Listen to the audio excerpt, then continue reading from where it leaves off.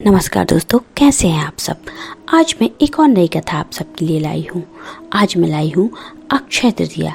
अक्षय तृतीया या आखा तीज, अक्षय तृतीया क्यों मनाते हैं और इसका महत्व क्या है, अक्षय तृतीया की क्या महिमा है, अक्षय तृतीया के वो 7 रहस्य जो आप नहीं जानते।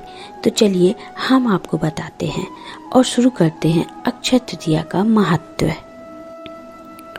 अक्षय तृतीया को हिंदू धर्म की मान्यताओं के अनुसार सबसे शुभ तिथि माना जाता है और इस दिन कोई भी शुभ कार्य बिना पंचांग देखे और बिना मुहूर्त निकाले किया जा सकता है। लेकिन क्या आप जानते हैं अक्षय तृतीया को क्यों इतना शुभ माना जाता है? इसको लेकर हिंदू धर्म में कई पौराणिक मान्यताएं चली आ रही हैं। इसे युगादि तिथि भी कहा जाता है। कहते हैं इस दिन त्रेता युग का आरंभ हुआ था और भगवान परशुराम का अवतार भी इसी दिन हुआ था और भी कई शुभ पौराणिक घटनाएं इस दिन हुई थी। इसलिए इस संबंध में आज हम आपको ऐसी 7 कहानी सुनाने जा रहे हैं। आप जरूर ध्यान से सुनें। पहली कथा, अक्षय तृतीया पर भगवान परशुराम का अवतार।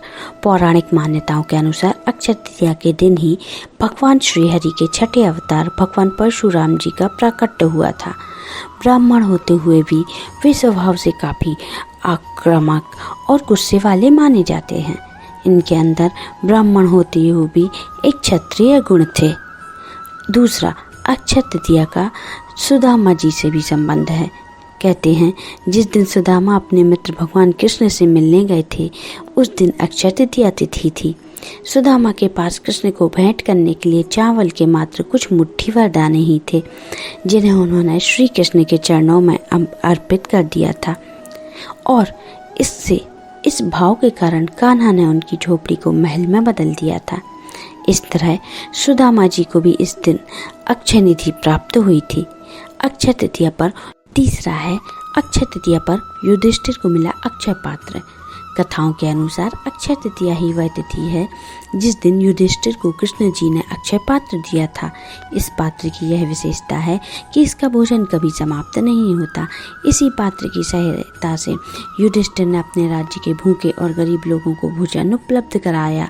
भविष्य पुराण में अक्षय पात्र का संबंध मनुष्य के दान धर्म से बताया गया है।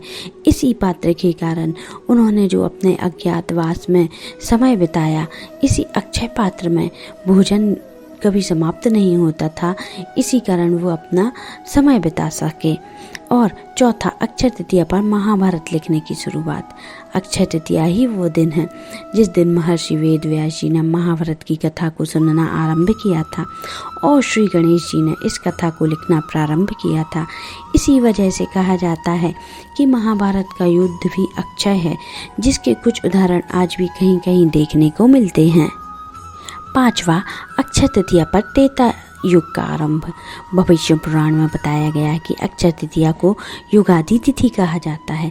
दरअसल इसी दिन त्रेता युग का आरंभ माना जाता है, इसलिए इस दिन को शुभ कार्यों के लिए सबसे श्रेष्ठ मुहूर्त के तौर पर देखा जाता है। मान्यता है कि अक्षय तृतीया के दिन हम जो भी कार्य करते हैं उनमें हमें अक्षय फल की प्राप्ति होती है और वह पुण्य भी कभी समाप्त नहीं होता है। छठवा, अक्षय तृतीया पर कृष्ण जी ने की थी द्रौपदी की रक्षा। महाभारत में द्रौपदी के चीरहरण की घटना सर्वाधिक चर्चित मानी जाती है। पौराणिक मान्यताओं के अनुसार इसी दिन अक्षय तृतीया ही थी जब पांडवों ने कौरवों के साथ जुए के खेल में द्रौपदी को दांव पर लगा दिया था। दुशासन ने द्रौपदी का चीरहरण किया। अक्षय तृतीया के दिन ही द्रौपदी की लाज बचाने के लिए श्री कृष्ण ने द्रौपदी को अक्षय चीर प्रदान किया था। सातवां, अक्षय तृतीया पर माँ गंगा का अवतरण। नारद पुराण में बताया गया है कि अक्षय तृतीया के दिन ही गंगा जी का अवतरण हुआ था। तेज बहाव के साथ स्वर्ग से निकली गंगा नदी को शिव जी ने अपनी जटाओं में इसी दिन धारण कर लिया था और फिर भागीरथी के प्रयासों से देवी गंगा धरती पर अवतरित हुई थी। जन्म से हमें कुछ भी सुख सुविधा, भाव अभाव, कष्ट आदि प्राप्त होते हैं, उनका संबंध हमारे पूर्व कृत्यों कर्मों से होता है। संसार कर्मों का लेखा जोखा और विधि विधान है। वर्तमान में किया गया दान पुण्य कर्म भविष्य में अनंत गुना शुभ फल प्रदान करता है। धार्मिक मान्यताओं के अनुसार अक्षय तृतीया ऐसी पुनीत पर्व का उद्देश्य इस लोक के साथ परलोक को भी सुधारना है। अक्षय तृतीया का महत्व। युधिष्ठिर ने जब भगवान श्री कृष्ण से अक्षय तृतीया का महत्व पूछा तो उन्होंने बताया कि अक्षय तृतीया की पावन तिथि में जो पुण्य कर्म किए जाते हैं उनका फल अक्षय हो जाता है। और अक्षय तृतीया की कथा का सार इस महत्व को बताता है। अक्षय तृतीया ही एक ऐसा मुहूर्त है जो अक्षय फल देने वाला होता है। तो आप सभी को अक्षय तृतीया की बहुत बहुत शुभकामनाएं। जय श्री हरि नारायण, जय लक्ष्मी नारायण। अगर आपको वीडियो अच्छा लगा है तो हमारे चैनल को सब्सक्राइब करना ना भूलें और आगे भी इस कथा को शेयर करें, जिससे लोगों को हमारे धर्म के बारे में और अधिक ज्ञान हो सके। अगर आपने अभी तक हमारे चैनल को सब्सक्राइब नहीं किया है तो जल्दी से आप सब्सक्राइब कर लें, जिससे आने वाले वीडियो आपको जल्दी मिलते जाएं। और नोटिफिकेशन बेल आइकन को प्रेस करें, जिससे आपको हमारे वीडियो का नोटिफिकेशन मिलता रहे। और लाइक और कमेंट करना ना भूलें। आप सभी को नमस्कार।